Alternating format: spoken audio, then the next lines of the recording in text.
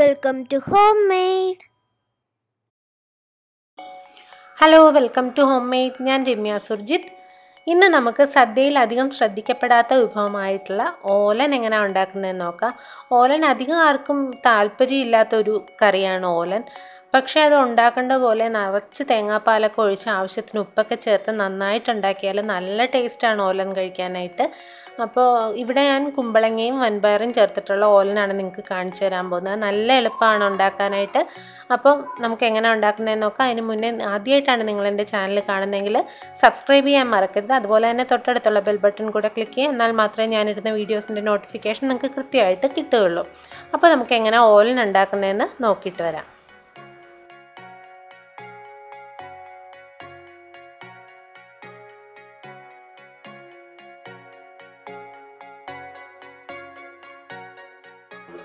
ഇതിന് വേണ്ടി ഞാൻ 1 കപ്പ് വൻപയർ വെള്ളത്തിലിട്ട് കുതിർത്ത് എടുത്തിട്ടുണ്ട്. വെള്ളത്തിലിടുന്നതിന് മുൻപ് 1 കപ്പ് ഉണ്ടായിരുന്നു. ഒരു 3 മണിക്കൂർ വെള്ളത്തിലിട്ട് കുതിർത്ത് കഴുകിയെടുത്തതാണ്. ഇത് നമുക്ക് കുക്കറിലേക്ക് ചേർത്ത് കൊടുക്കാം. കുക്കറിൽ വേവിക്കുന്നതാണ് എളുപ്പം. അതിനകത്തേക്ക് 1 ഗ്ലാസ് വെള്ളം ഞാനിപ്പം ഒഴിച്ചു കൊടുത്തിട്ടുണ്ട്. വെള്ളം കൂടിപ്പോകരുത്. ഈ ഒരു പാകത്തിന് കറക്റ്റ് അളവാണ്. 1 കപ്പ് വൻപയറിന് 1 ഗ്ലാസ് വെള്ളം ഒഴിച്ചു കൊടുക്കാം.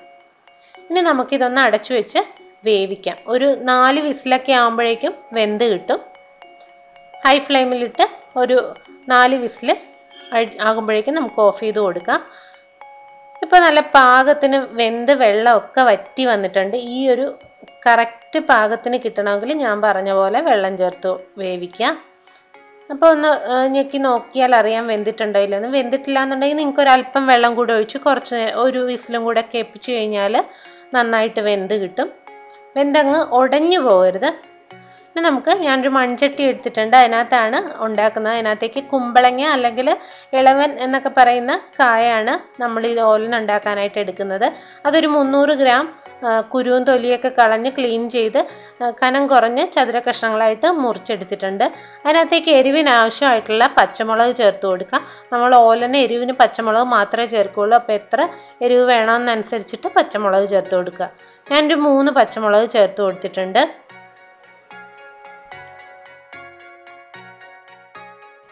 ഇനി ഓലിന് വേണ്ടിയിട്ടുള്ള ഈ ഇളവങ്ക വേവിക്കുന്നത് തേങ്ങാപ്പാലിലാണ്, 2ാം പാലിൽ. ഞാനിപ്പോൾ ഒരു തേങ്ങയുടെ പാലാണ് എടുത്തിരിക്കുന്നത്. അതിൻ്റെ 2ാം പാൽ എടുത്തിട്ടുണ്ട്. ഒരു 2 കപ്പോളം 2ാം പാലുണ്ട്. ഇത് നമുക്ക് ഈ കുമ്പളങ്ങയിലേക്ക് ചേർത്ത് കൊടുക്കാം. ഇതിൻ്റെ 1ാം പാല് 1 കപ്പ് ഞാനെടുത്ത് മാറ്റി വെച്ചിട്ടുണ്ട്. നല്ല തിക്കായിട്ടുള്ള പാലാണ്, അത് മാറ്റി വെച്ചിട്ടുണ്ട്. അപ്പോൾ ഈ 2ാം പാല് 2 കപ്പോളം ഏകദേശം വരും. അത് ചേർത്ത് നമുക്ക് ഇത് വേവിക്കാൻ വയ്ക്കാം. നിങ്ങൾക്ക് വെള്ളത്തിൽ ഒഴിച്ച് വേണമെങ്കിലും വെക്കാം, വെള്ളം ഒഴിച്ച് വേണമെങ്കിലും വെക്കാം. പക്ഷേ ഒരു നല്ല ടേസ്റ്റ് വരണമെങ്കിൽ എപ്പോഴും 2ാം പാലിൽ തന്നെ ഇത് വേവിച്ചെടുക്കണം. അപ്പോൾ പാൽ ഒഴിച്ചതിന് ശേഷം നമുക്കിത് മൂടി വെച്ചൊന്ന് വേവിക്കാം. ഉപ്പ് ഞാനിത് കഴിഞ്ഞിട്ടേ ചേർത്ത് കൊടുക്കുന്നുള്ളൂ.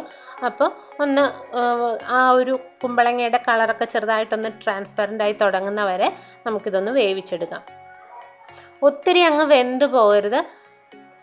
ചെറുതായിട്ടൊന്ന് ട്രാൻസ്പെറൻ്റ് ആയി വരുമ്പോഴേക്കും നമുക്ക് ഇതിനകത്തേക്ക് നമ്മൾ വേവിച്ച് വെച്ചിരിക്കുന്ന വൻപയറും കൂടെ ചേർത്ത് കൊടുക്കാം. അതൊന്ന് ഞെക്കി നോക്കിയാൽ അറിയാം. ചെറുതായിട്ടൊന്ന് മുറിഞ്ഞു വരുന്ന ആ ഒരു പരുവത്തിൽ നമുക്കിതിനകത്തേക്ക് വേവിച്ച് വെച്ചിരിക്കുന്ന ആ വൻപയറും കൂടെ ചേർത്ത് കൊടുക്കാം. ഇനി ആ തേങ്ങാപ്പാൽ ബാക്കിയുണ്ടല്ലോ, അതിനകത്ത് കിടന്ന് ഈ പയറും കുമ്പളങ്ങയും കൂടെ നന്നായിട്ട് വെന്തൊന്ന് ചെറുതായിട്ട് ഉടഞ്ഞു തുടങ്ങുന്ന ഒരു പരുവം വരെ നമുക്ക് ഇത് വേവിച്ചെടുക്കണം.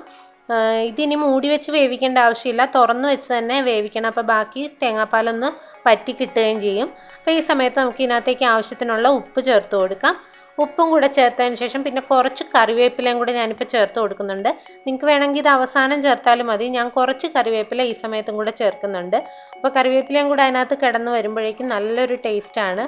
അപ്പോൾ കറിവേപ്പിലയും ഉപ്പും എല്ലാം ചേർത്തതിന് ശേഷം ഇത് നന്നായിട്ട് ഇളക്കി കൊടുക്കുക. അതിന് ശേഷം നമുക്കൊരു മീഡിയം തൊട്ട് ഹൈ ഫ്ലെയിമിൽ വരെ ഇട്ട് മാറ്റിയിട്ട് ഇതൊന്ന് കുറച്ചൊന്ന് വറ്റിച്ചെടുക്കുന്നവരെ നമുക്ക് വേവിച്ചെടുക്കാം. അപ്പോഴേക്കും ആ കുമ്പളങ്ങ പാകത്തിന് വെന്ത് കിട്ടുകയും ചെയ്യും. ആ പയറിൻ്റെ ടേസ്റ്റും ആ ഗ്രേവിയിലേക്ക് നന്നായിട്ട് ഇറങ്ങി കിട്ടും. അപ്പം അങ്ങനെ നമുക്കൊന്ന് കുറച്ചൊന്ന് വറ്റിച്ചെടുക്കാം.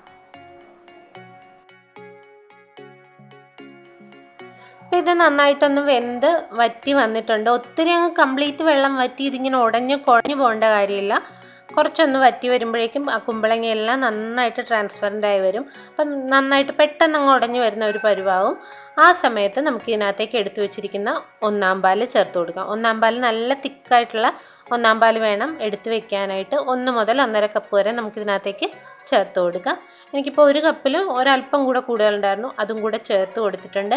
ഇനി ഇതിനകത്ത് ഉപ്പ് എന്തെങ്കിലും പോരാതെ ഉണ്ടോയെന്ന് ഇനിയൊന്ന് ടേസ്റ്റ് ചെയ്ത് നോക്കുക. കാരണം നമ്മൾ ഒന്നാം പാൽ ഒഴിക്കുമ്പോൾ കുറച്ചുകൂടെ ഒന്ന് ഡൈല്യൂട്ടായി വരുമല്ലോ. അപ്പോൾ ഉപ്പിൻ്റെ അളവ് അവസാനം ഒന്നുകൂടെ നോക്കുക, പോരെങ്കിൽ ചേർത്ത് കൊടുക്കാം. ഇനി നമുക്ക് ഇത് അധികം നേരം വെച്ചേക്കേണ്ട കാര്യമില്ല. ചെറുതായിട്ടൊന്ന് തിളച്ച് വരുമ്പോൾ തന്നെ നമുക്കിത് ഓഫ് ചെയ്ത് കൊടുക്കണം. അപ്പോൾ അതിൻ്റെ സൈഡിൽ നോക്കിയാൽ അറിയാം ചെറുതായിട്ട് തിളച്ച് തുടങ്ങിയിട്ടുണ്ട്. അപ്പം തന്നെ അതങ്ങ് ഓഫ് ചെയ്യുക. നമ്മുടെ ഈ ചട്ടിയിലാവുമ്പോൾ നല്ല ചൂടായിട്ട് തന്നെ ഇരിക്കും. അപ്പോൾ കൂടുതൽ നേരം തിളപ്പിക്കരുത്, ആ തേങ്ങാപ്പാൽ പിരിഞ്ഞു പോവും.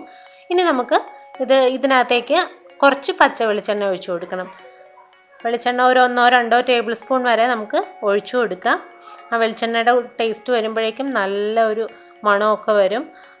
പിന്നെ നമുക്കിതിനകത്തേക്ക് കുറച്ച് ഫ്രഷ് ആയിട്ടുള്ള കറിവേപ്പില കൂടെ ചേർത്ത് നമുക്കിത് മൂടി വയ്ക്കാം.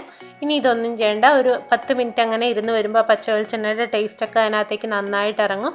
ആ ഓലൻ അതിൻ്റെ ഗ്രേവിയൊക്കെ ഒന്ന് കുറുകി നല്ല കറക്റ്റ് പാകത്തിനായി വരും. ഒരു 10 മിനിറ്റ് ഒന്ന് മൂടി വയ്ക്കുക. അതിനുശേഷം ചൂടോടെ കഴിക്കാവുന്നതാണ്.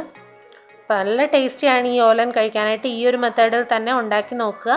അതുപോലെ ചിലരൊക്കെ ഉണ്ട്, ചില പഴയ കോവിലകത്തുള്ളവരൊക്കെ തേങ്ങാപ്പാൽ ചേർക്കാതെ ഓലൻ ഉണ്ടാക്കാറുണ്ട്. പക്ഷേ ഇതാണ് കൂടുതൽ ടേസ്റ്റ്. അപ്പോൾ എല്ലാവരും ഇങ്ങനെ ഒന്ന് ട്രൈ ചെയ്ത് നോക്കുക. ഇഷ്ടപ്പെട്ടാൽ ലൈക്ക് ചെയ്യാനും സബ്സ്ക്രൈബ് ചെയ്യാനും കമൻറ്റ് ചെയ്യാനും ഷെയർ ചെയ്യാനും മറക്കരുത്. പുതിയ പുതിയ റെസിപ്പികളുമായി നമുക്ക് വീണ്ടും കാണാം. താങ്ക്